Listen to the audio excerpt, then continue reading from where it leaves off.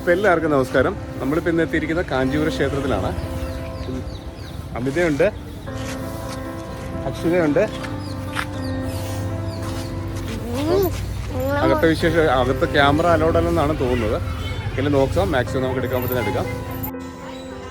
കാഞ്ചീപുരം എന്ന് കേൾക്കുമ്പോൾ തന്നെ നമ്മുടെ മനസ്സിലോട്ട് ഓടി വരുന്നത് പട്ടുസാരികളുടെ ഒരു സ്ഥലമാണ് കാഞ്ചീപുരം എന്നറിയപ്പെടുന്നത്. കാഞ്ചീപുരം ക്ഷേത്രം ശിവനാണ് ഇവിടുത്തെ പ്രധാന പ്രതിഷ്ഠ. ശിവനെ ഏകാംബരേശ്വരനായി ഇവിടെ ആരാധിച്ചു വരുന്നു. പ്രധാന ഗോപുരത്തിൻ്റെ ഉയരം 59 മീറ്ററാണ്. ഇന്ത്യയിലെ തന്നെ ഏറ്റവും വലിയ ക്ഷേത്ര ഗോപുരങ്ങളിൽ ഒന്നാണ് കാഞ്ചീപുരം ക്ഷേത്രത്തിൻ്റെ ഗോപുരം.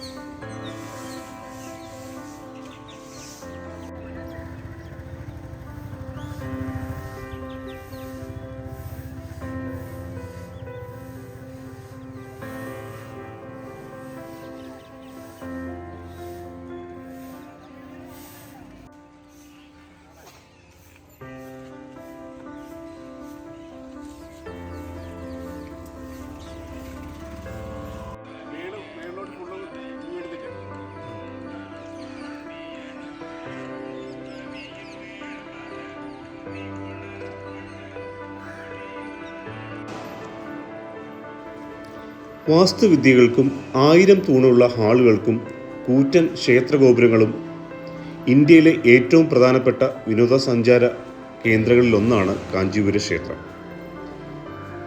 വേഗവതി, പാലാർ നദികളുടെ തീരത്താണ് സ്ഥിതി ചെയ്യുന്നത്. യഥാക്രമം ബ്രഹ്മ ആരാധന വാസവസ്ഥലം എന്നീ അർത്ഥമുള്ള കാഞ്ചീപുരം എന്നീ 2 വാക്കുകൾ സംയോജിച്ച് രൂപം കൊണ്ട സംസ്കൃത പദമാണ് കാഞ്ചീപുരം. കാഞ്ചീപുരം ഭരിച്ചിരുന്നത് പല്ലവർ, മധ്യകാല ചോളർ, പിൽക്കാല ചോളർ. വൈഷ്ണവ ഹിന്ദു ദൈവശാസ്ത്രത്തിൽ ആത്മീയ മോചനത്തിലുള്ള 7 തീർത്ഥസ്ഥലങ്ങളിൽ ഒന്നാണ് കാഞ്ചീപുരം.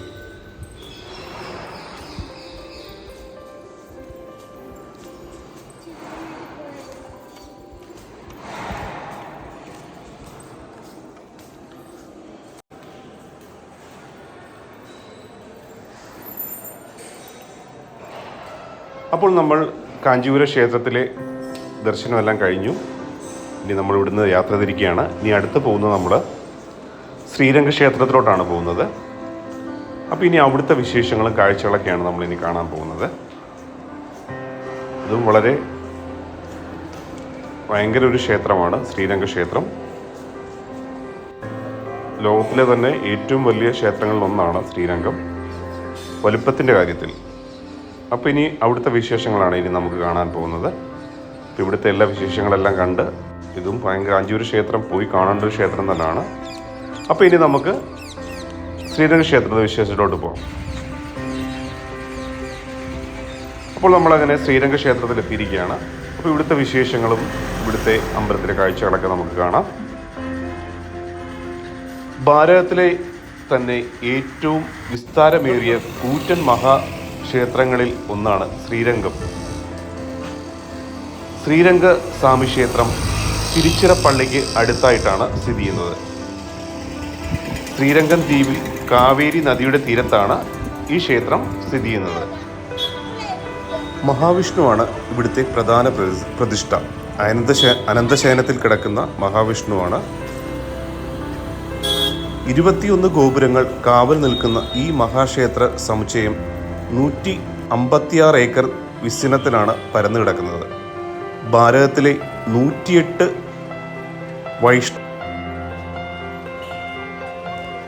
വൈഷ്ണവങ്ങളിലെ പ്രധാനപ്പെട്ട ആരാധന കേന്ദ്രം കൂടിയാണ്. അനന്തശയന രൂപത്തിലുള്ള മഹാവിഷ്ണു പ്രതിഷ്ഠയാണ് ഇവിടുത്തെ പ്രധാന പ്രതിഷ്ഠയായി നിൽക്കുന്നത്.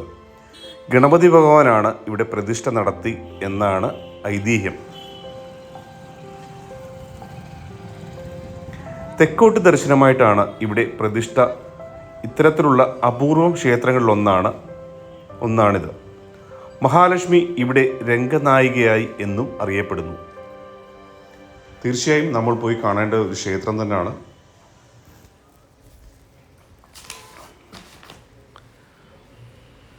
തിരുച്ചിറപ്പള്ളിക്ക് 7 കിലോമീറ്റർ ദൂരെ സ്ഥിതി ചെയ്യുന്ന നഗരക്ഷേത്രമാണിത്. 7 മതിലുകൾ ചേർന്ന് ഈ മഹാവിഷ്ണു ക്ഷേത്രം പൂജ നടത്തുന്ന ക്ഷേത്രത്തിൽ വലിപ്പത്തിൻ്റെ കാര്യത്തിൽ ഒന്നാമതാണ് കേട്ടോ. 21 ഗോപുരങ്ങളിൽ ഏറ്റവും വലുത് രാജഗോപുരം 13 നിലകളിലായി 71 മീറ്റർ ഉയരത്തിലാണ് ഇത് സ്ഥിതി ചെയ്യുന്നത്. തീർച്ചയായും നമ്മൾ പോയി കണ്ടിരിക്കേണ്ട മഹാ അത്ഭുതങ്ങളുടെ അമ്പലമാണ്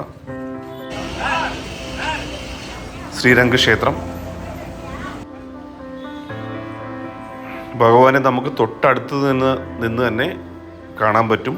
3 നടകളാണുള്ളത്. ഭഗവാൻ അനന്തശയനത്തിലാണ് കിടക്കുന്നത്. നമുക്കത് 3 നടകളും തുറന്ന് നമുക്ക് ഭഗവാനെ നേരിട്ട് അടുത്ത് നിന്ന് തൊഴാവുന്നൊരു ക്ഷേത്രമാണ്. തീർച്ചയായും നമ്മൾ കാണേണ്ട ഒരു അമ്പലം തന്നെയാണ് ഇത് കേട്ടോ.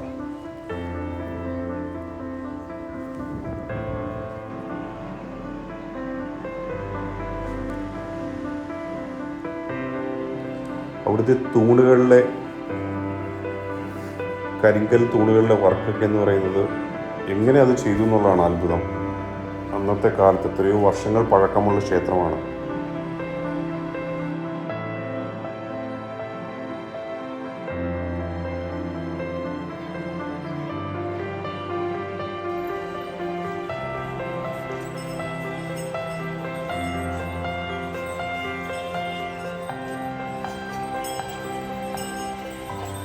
ഇപ്പോൾ നമ്മൾ അവിടുത്തെ ദർശനമെല്ലാം കഴിഞ്ഞു. ശ്രീരംഗനാഥ ക്ഷേത്രത്തിലെ ദർശനമെല്ലാം കഴിഞ്ഞു. നല്ല ദർശനമായിരുന്നു അവിടെ. അപ്പോൾ ഇനി ഇത് കഴിഞ്ഞ് നമ്മൾ നേരെ പോകുന്നത് പഴനിയിലോട്ടാണ്. അപ്പോൾ രാത്രിയാവും പഴനിയിലെത്തുമ്പോഴത്തേക്കും. ബാക്കി വിശേഷം നമുക്ക് പഴനി ചെന്നിട്ട് പറയാം. ഓക്കെ.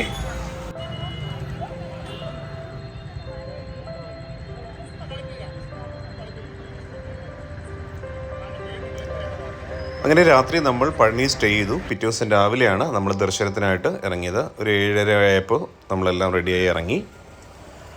അപ്പം മൊബൈൽ അങ്ങോട്ടേക്ക് അലോഡ് ചെയ്തില്ല.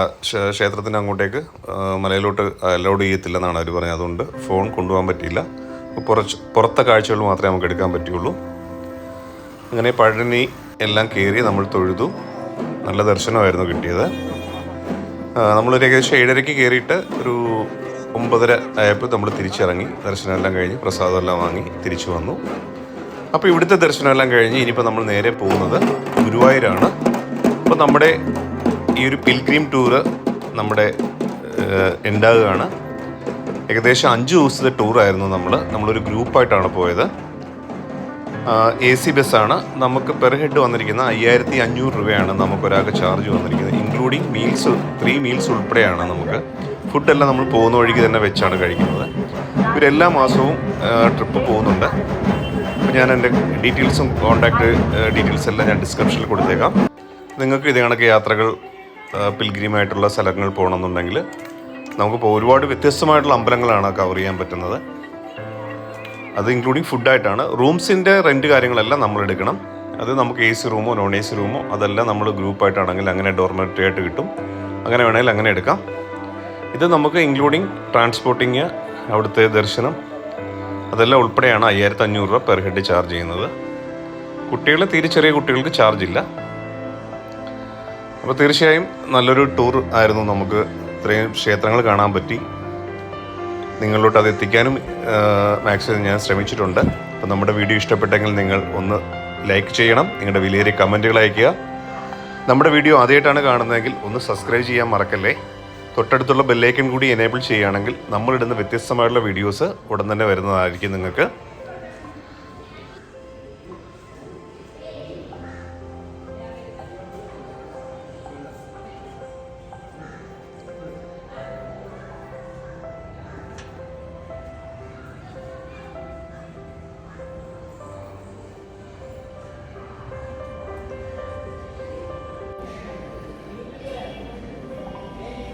സ്വാമിയുടെ അടുത്ത് തന്നെയുള്ള ക്ഷേത്രമാണ്.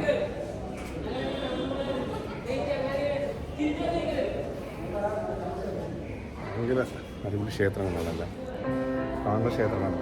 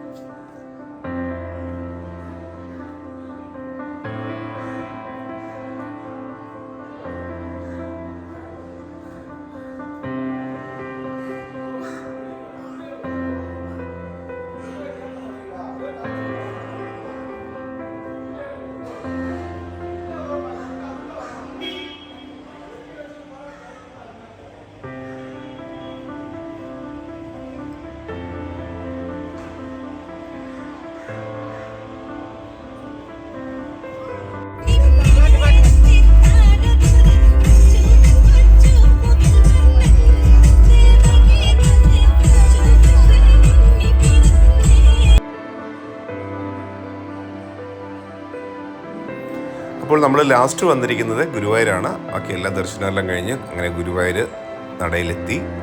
വൈകുന്നേരം ആയപ്പോഴാണ് നമ്മൾ ഗുരുവായൂർ നടയിലെത്തിയത്.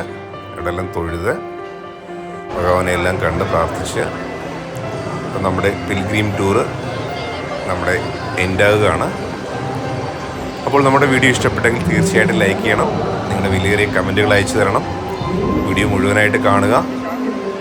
നമ്മുടെ വീഡിയോ ആദ്യമായിട്ടാണ് കാണുന്നതെങ്കിൽ ഒന്ന് സബ്സ്ക്രൈബ് ചെയ്യാൻ മറക്കല്ലേ. തൊട്ടടുത്തുള്ള ബെല്ലൈക്കൺ കൂടി എനേബിൾ ചെയ്യുകയാണെങ്കിൽ നമ്മളിടുന്ന വ്യത്യസ്തമായുള്ള വീഡിയോസ് നിങ്ങൾക്ക് നോട്ടിഫിക്കേഷൻ ആയിട്ട് വരുന്നതാണ്.